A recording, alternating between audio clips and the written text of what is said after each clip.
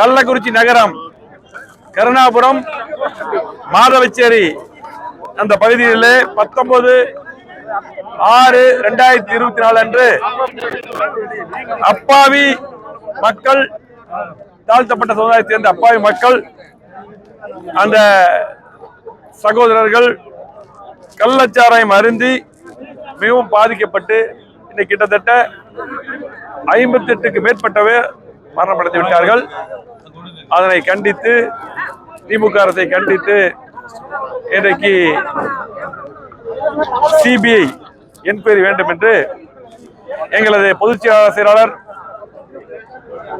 முன்னாள் முதலமைச்சர், வருங்கால முதலமைச்சர் எடப்பாடியார் அவர்கள் சட்டமன்றத்திலே தொடர்ந்து குரல் கொடுத்தார்கள்.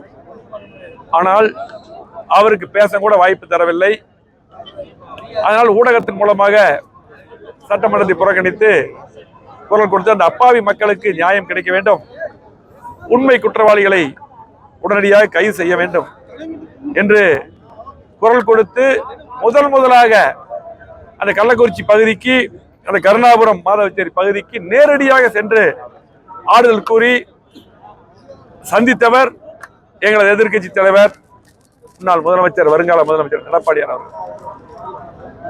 இன்றைக்கு அது மட்டுமல்ல, அங்க இருக்கக்கூடிய குழந்தைகளுக்கு படிப்பு செலவையும் ஏற்றுக்கொண்டு இன்னும் இந்த அரசு அந்த குழந்தைகளையும், அதே போல அந்த அப்பாவி சகோதரிகளை, கணவனை இழந்த சகோதரிகள், பாதிக்கப்பட்ட அந்த சகோதரிகள் எல்லாம், அந்த குடும்பங்கள் எல்லாம் பாதுகாக்க வேண்டும், இன்னும் கூடுதல் நிவாரணம் எல்லாம் தர வேண்டும் என்று குரல் எழுப்பினார்கள்.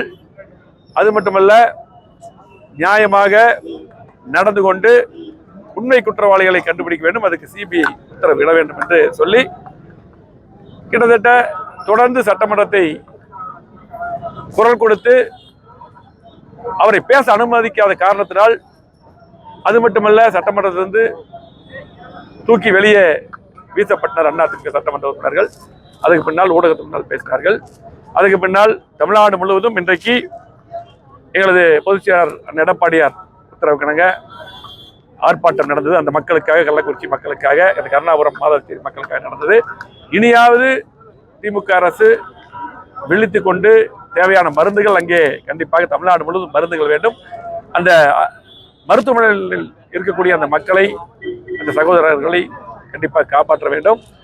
அது மட்டுமல்ல, சிபிஐ என்கொயரி கண்டிப்பாக உத்தரவிட வேண்டும். ஏனால் இது இரு மாநிலங்கள் சம்பந்தப்பட்ட பிரச்சனை என்று தெளிவாக எதிர்க்கட்சியில் தலைவர் பேசியிருக்கிறார்கள், உத்தரவிட்டிருக்கிறார்கள். ஆகவே கண்டிப்பாக பல பிரச்சனைகளில் இந்த மாதிரி பிரச்சனை வரும்போது அந்த எடப்பாடியார் முதலமைச்சராக இருக்கும் பொழுது பல பிரச்சனைகள் அவரே சிபிஐ என்கொயரிக்கு உத்தரவிட்டுள்ளார்கள். ஆகவே கண்டிப்பாக முதலமைச்சர் அவர்கள் சிபிஐ என்கொயரிக்கு உத்தரவிட வேண்டும், உண்மை குற்றவாளிகளை கண்டுபிடிக்க வேண்டும், அப்பாவி மக்களுக்கு நியாயம் கிடைக்க வேண்டும் என்று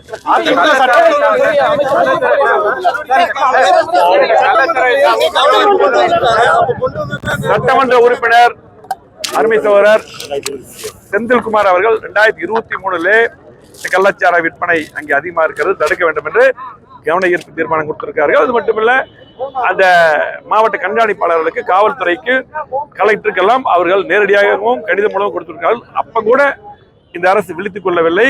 கண்டிப்பாக அப்ப நடவடிக்கை எடுத்திருந்தால் கண்டிப்பாக அந்த உயிர்கள் போயிருக்காது. அது மட்டுமல்ல, விழுப்புரத்திலே இதுக்கு முன்னாடி 22 பேர் மரணம் அடைந்தார்கள். அப்புறம் கூட எங்களது எதிர்க்கட்சி தலைவர் எடப்பாடியார் அவர்கள் அதுக்கு கடுமையாக சட்டமன்றத்தில் பேசி அப்பொழுதும் போய் ஆறுதல் சொன்னார்கள், கடுமையாக பேசினார்கள். அப்பொழுது நடவடிக்கை எடுக்க வேண்டும் என்று எடுத்திருந்தால் இந்த மரணம் நிகழ்ந்திருக்காது. அது மட்டுமல்ல, காவல்துறை மானிய கோரிக்கையில் இது மட்டுமல்ல, இன்னைக்கு பார்த்தீங்கன்னா எங்கே பார்த்தாலும் கஞ்சா விற்பனை என்று பல்வேறு பிரச்சனைகளை 2.5 மணி நேரம் எதிர்க்கட்சி தலைவர் எடப்பாடியார் அவர்கள் பேசியுள்ளார்கள். அப்ப கூட நடவடிக்கை எடுத்துக்கலாம், எதுவுமே இந்த அரசு எடுக்கவில்லை. இனியாவது நடவடிக்கை எடுக்க வேண்டும், சிபிஐ உத்தரவு கூட வேண்டும். பாதகம் செய்பவரை கண்டால் நாம் பயங்கொள்ளலாகாது பாப்பா, மோதி மிதித்து விடு பாப்பா, அவர் முகத்தில் உமிழ்ந்து விடு பாப்பா. அண்மை செய்திகளை உடனுக்குடன் தெரிந்து கொள்ள இணைந்திருங்கள் இயம்நாடு தொலைக்காட்சியுடன்.